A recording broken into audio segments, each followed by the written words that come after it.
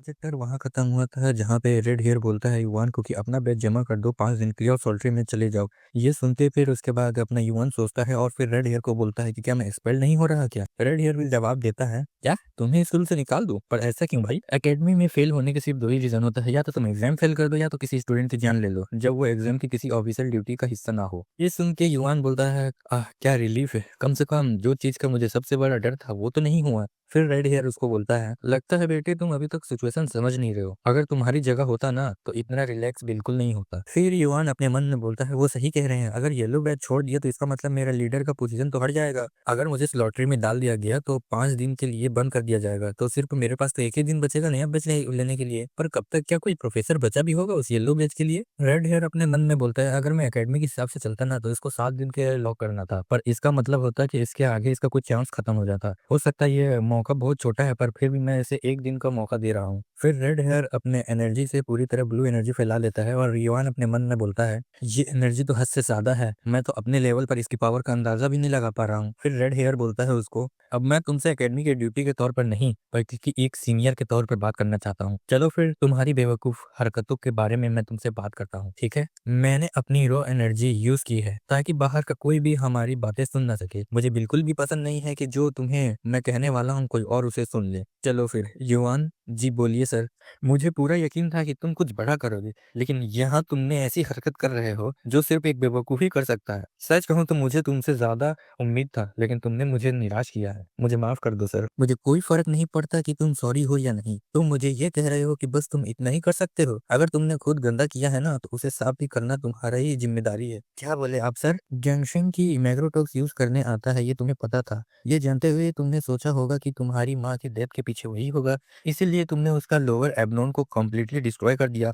बदला लेने का तरीका ये तुम्हारा था, पर तुम डर भी गए थे कहीं तुम मार ना दो उसे, इसीलिए तुमने उसे सीधा हॉस्पिटल ले आया। सिर्फ इसी वजह से, क्योंकि तुम्हें डर था कि तुम एग्जाम से फेल ना हो जाओ। अगर एक्शन ही लेना था ना तो पूरा तरह से कमिट करते। अब जब तुमने उससे बस जिंदा ही छोड़ दिया है ना तो वो जो कॉन्सिक्वेंसेस आने वाले हैं उन सब का सामना तुम्हें ही करना पड़ेगा। सच बताऊं तो तुम्हें हो क्या गया है? तुम जानना चाहते हो जो लोग अपनी ही गंदगी हरकत से साफ नहीं कर पाते ना तो उनका क्या होता है? उनका एंड में सीधा मौत होता है। इस पॉइंट पर तुम्हें खुद अपनी कब्र खोद ली है। अगर इस दुनिया में जिंदा रहना है ना तो ज्यादा चालाक बनना सीखो। सिर्फ एक स्टेप आगे रहना काफी नहीं होता, तुम्हें बाकी सबसे कम 3-4 स्टेप आगे रहना पड़ेगा। युवान बोलता है ओके सर। युवान फिर मन में सोचता है मुझे लगा था डॉक्टर बेग गलत है जब उन्होंने मुझसे कहा था कि तुम ज्यादा चालाक बन के रहो, पर ड्यूटी की बातें सुनने के बाद अब मुझे समझ आ रहा है सच में मुझे रियल लाइफ एक्सपीरियंस की कमी है। रेड हेयर उससे सवाल पूछता है तुमने इस एकेडमी में एडमिशन लेने का फैसला आखिर क्यों ही किया था? युवान एकदम सीना चौड़ा करके बोलता है मुझे सबसे स्ट्रांग बनना है सर, इसलिए मैंने एडमिशन लिया। फिर रेड हेयर उससे पूछता है क्या नफरत और गुस्सा ही वो चीज है जो तुम्हें जिंदा रखती है और ताकत पाने की तुम्हारी भूख को आग देती है? सबसे पहले एक बात समझो, तुम मिनर प्रीस्टहुड के कैंडिडेट हो। इतनी इज्जतदार और प्रोटैगनिस्ट पोजीशन के लिए कैंडिडेट होके क्या तुम सच में नफरत और गुस्सा को अपनी पूरी जिंदगी कंट्रोल करने दोगे? तुम्हारा ये गुस्सा सिर्फ एक ब्रांच को नहीं जलेगा बल्कि पूरा जंगल को जला के राख कर देगा, और आखिर में उसी आग में तुम खुद ही उसमें फंस कर जल जाओगे। अब बताओ जो मैं कह रहा हूँ समझ में आ रहा है तुम्हें? हाँ सर समझ में आया। तुम आजकल के बच्चे हो, तुम समझ नहीं पा रहे हो, तुम छोटे से बकलोल। तुम्हारे पास अपना खुद कुछ भी नहीं है, फिर भी तुम पागलों की तरह इधर उधर हंगामा मचा रहे फिरते हो और आपने आसपास सबको इंजर्ड कर देते हो। तुम्हारी किस्मत है कि तुम अभी तक जमीन के 10 फुट नीचे नहीं हो। फिर रेड हेयर उड़ता है और बोलता है स्टूडेंट 7 युवान, एक बात याद रखना, अगर तुम यहाँ जिंदा रहना चाहते हो, इस कल्ट का फ्यूचर बनना चाहते हो तो तुम्हें अपने दिल को हॉट ब्लडेड रखना होगा लेकिन दिमाग को बिल्कुल कोल्ड हार्टेड। अगर तुम यहाँ नहीं कर पाए ना तो तुम अपना रिवेंज को भूल जाओ, तुम्हें पता भी नहीं चलेगा अगर तुम्हें पहले कोई क्रश कर दिया जाए तो। युवान अपने मन में सोचता है वो बिल्कुल सही कह रहे हैं, मैं सिर्फ बदला लेने पर अटका हुआ था। बदला लेना बस इतना करना, उन 6 सेट को मिटा देता जो मिलकर मेरी माँ को मौत के जिम्मेदार थे। पर उसके बाद क्या होता? बदला मेरे लंबे सफर का सिर्फ एक स्टेप होते हैं, ये मेरा फाइनल गोल नहीं है। जो चीजें मुझे सबसे ज्यादा कमी है वो मुझे मुश्किल सिचुएशन में कूल हार्टेड रखने की एबिलिटी है। रेड हेयर रुकता है और बोलता है वो इतना बेवकूफ नहीं है कि वो जो बात मैं उसे समझा रहा हूँ उसे समझ ना आ पाए। जब तक उसे ये एहसास है उसमें किसी चीज की कमी है और जब तक वो खुद को बेहतर बनाने का काम करता रहे तो वो हिस्ट्री में इस कल्ट के सबसे ज्यादा पावरफुल वॉरियर के रूप में याद रखा जाएगा। और मैं ही वो होऊंगा जिसने उसे ग्रेटनेस के रास्ते पर चलने के लिए इंस्पिरेशन किया है, ना कि वो बुद्धू मरने वाला शराबी। फिर रेड हेयर अपनी एनर्जी को खत्म करता है। फिर युवान अपना बैच को आगे करता है और बोलता है आपका शुक्रिया मुझे एडवाइस देने के लिए। फिर बाकी लोग आते हैं और रेड हेयर उन्हें हुक्म देता है कि इसे तुरंत डिटेंशन सेंटर ले जाओ। बाकी लोग बोलते हैं ओके सर। फिर युवान बोलता है सर क्या मैं डिटेंशन सेंटर जाने से पहले थोड़ा सा वक्त ले सकता हूँ। रेड हेयर बोलता है नक्को रे। अरे सर कम से कम मुझे इतना तो मौका दीजिए कि मैं अपने ग्रुप के मेंबर्स को पूरी सिचुएशन समझा सकूं। रेड हेयर बोलता है लेकिन याद रखना तुम्हें डिटेंशन सेंटर भेजा जा रहा है, ये बात पब्लिकली अनाउंस की जाएगी। और एक और बात याद रखना, अब वो तुम्हारे ईएक्स ग्रुप मेंबर हैं, अभी वो सिर्फ नॉर्मल स्टूडेंट है जिनका कोई ग्रुप नहीं है।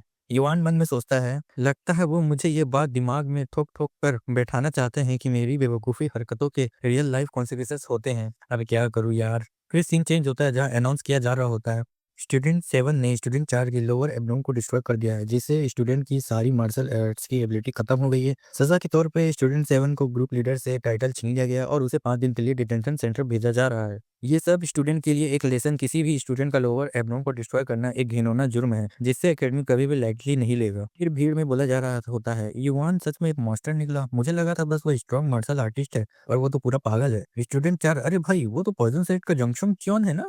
ग्रेजुएशन होते हुए भी डिमोटिव हो जाएँगे, अगर लगता है यहाँ से निकलने से पहले ही हम मर चुके होंगे यार। फिर कोई हँसता है, ये लड़का सच में एक पागल है, इसके दिमाग में लोअर एब्डोमेन बर्बाद करने का ही आइडिया आया था क्या? यू चैन फिर मन में सोचता है, मुझे लगा था कि हम तीनों के बीच कॉम्पिटिशन होगा, पर लगता है अब एक कैंडिडेटर कम हो गया।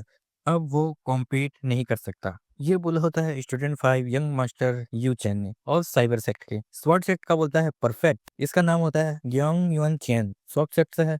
स्टूडेंट 1 यंग मास्टर है, वो म्यू चैन है और ये शैडो सेक्ट से है। हम देखते हैं कहीं सीन ग्रुप बना के अपने युवान के ग्रुप होते हैं। फिर उसमें से अपना भाई साहब सोचता है लगता है सब इन एक्सीडेंट से हिल गए हैं, पर हमारे पास इसे भी बड़ी प्रॉब्लम है। चाहे हमारे लोड वापस आ भी गए एग्जाम से पहले, तो सिर्फ एक ही दिन बचा हुआ है, तब तक क्या कोई येलो बैच बचा भी होगा? हो सकता है हमें किसी प्रोफेसर से नहीं बल्कि किसी ग्रुप से येलो बैच के लिए लड़ना पड़ेगा। तभी वहाँ स्टूडेंट 7 आता है, बोलता है हे लोग, और ये होता है बेगी स्टूडेंट 18 का नाम। हम नेक्स्ट डे देखते हैं रात के 10 बजे, जहाँ पे अपने युवान को बंद करने के लिए लाए हुए होते हैं। हम देखते हैं युवान अपना मस्त एकदम झकास ट्रेनिंग कर रहा होता है और बोलता है नैनो सिमुलेशन को एंड करो। तो नैनो अपना आर्गुमेंट सिमुलेशन को एंड करता है। युवान नीचे बैठ जाता है और बोलता है मेरे को तो भूख लग रहा है। फिर पता नहीं क्या खाता है और बोलता है मेरे को बिलीव नहीं हो रहा, मैं इतने दिन से बस यही चीज खा रहा हूँ और मुझे 3 दिन तक खाना पड़ेगा। फिर उसको बोलता है अपने मन में यहाँ इतनी गर्मी है कि मैं नॉर्मल से ज्यादा पसीना बहा रहा हूँ। अगर कोई स्टूडेंट होता ना तो एक दिन में ही यहाँ टिक नहीं पाता। ऊपर से ये जगह भी छोटी है पर्सनल रूम के मुकाबले, पर यहाँ कोई मुझे देख भी तो नहीं पा रहा। इस 5 दिनों में मुझे किसी भी हाल में स्ट्रांग बनना होगा, वरना एग्जाम में अपने ग्रुप को किसी काम का नहीं रहेगा। तभी पीछे से गेट खुलता है और बोलता है क्या इतना जल्दी टाइम हो गया क्या मुझे भगाने का? रुको ये कौन है? मैं इसकी एनर्जी प्रेजेंस बहुत ज्यादा खतरनाक है, पर ये है कौन? फिर वो अपनी एनर्जी से युवान को अपने पास बुलाता है और फिर युवान बोलता है इसे तो टेलीकिनेसिस भी आता है। और बोलता है वो आदमी जो आता है वो बोलता है तुम ही युवान हो ना। इसके साथ हमारा ये चैप्टर खत्म होता है। हम आगे देखते हैं कि ये है कौन और ये युवान से मिलना क्यों चाहता है। तब तक के लिए बने रहिए, लाइक और सब्सक्राइब जरूर करिए।